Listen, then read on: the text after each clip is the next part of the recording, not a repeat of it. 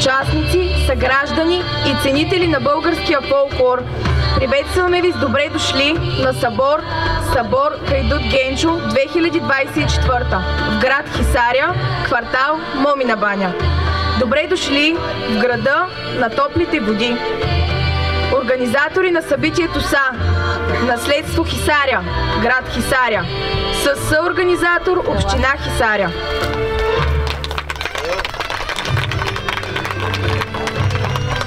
Медиен партньор Българско национално радио, град София и радио Стара Загора. Генерален спонсор на събора, община Хисаря.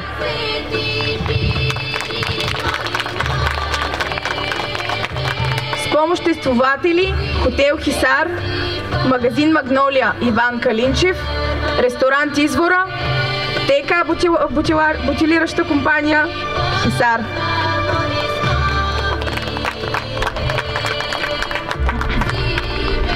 В дните 20, 21 и 22 септември 2024 година всички ние ще имаме удоволствието да се насладим на изключително разнообразна програма с изпълненията на фолклорни колективи от страната и региона.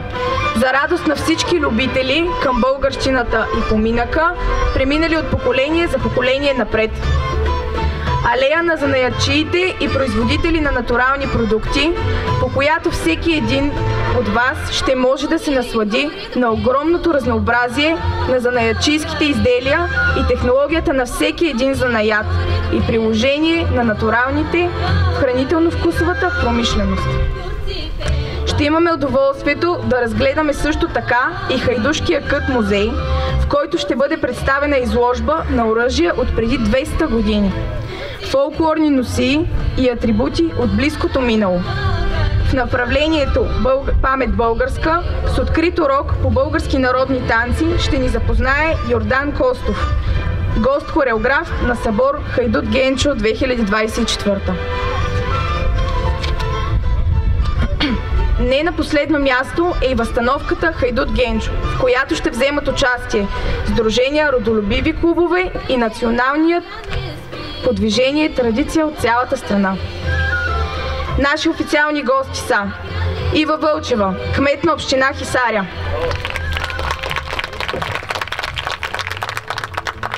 Таня Марковска, заместник кмет на община Хисаря. За откриването на събор Хайдут Генчо 2024 давам думата на госпожа Ива Вълчева, кмет на община Хисаря. Добър ден и от мен. Изключително е чувството, когато заставаш на тази сцена. Като години назад съм била участник в самото мероприятие Хайдут Генчо и заради това съм развълнувана в качеството ми като кмет на община Хисаря да приветствам всички жители на нашата община, гости и участници, които ще сътворят една приказка на тази поляна. Защо приказка? Защото тези дни ще бъдат дни пълни с красота от фолклорните изпълнения на различните групи, красота и пъстрота от нашите традиционни български носии. По този начин българщината и духа ще се запазят. Приветствам ви и пожелавам през тези дни да се насладите на изпълненията на участниците, да поиграете, да се повеселите от сърце и така България ще пребъде.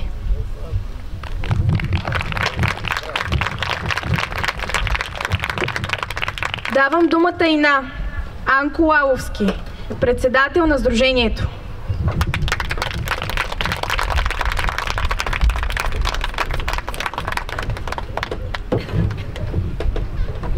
Добър вечер. Вече се мърква. Аз също искам да приветствам всички наши съграждани, наши гости и приятели, които са дошли от сдруженията, от традиция и останалите клонови от България. Добре дошли на всички приятели, гости и откриваме събора Хайдут Генчо.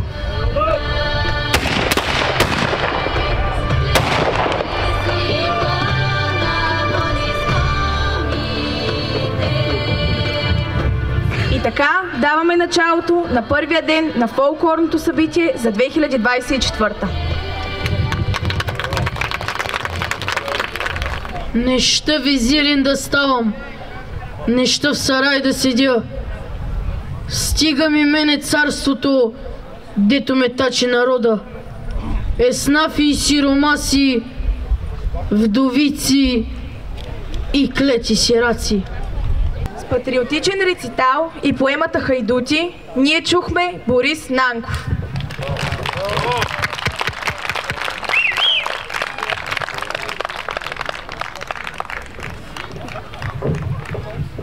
На сцената се качват нашите приятели от гайдарски състав към Народно читалище Христо Ботев 1869 година, град Калофер.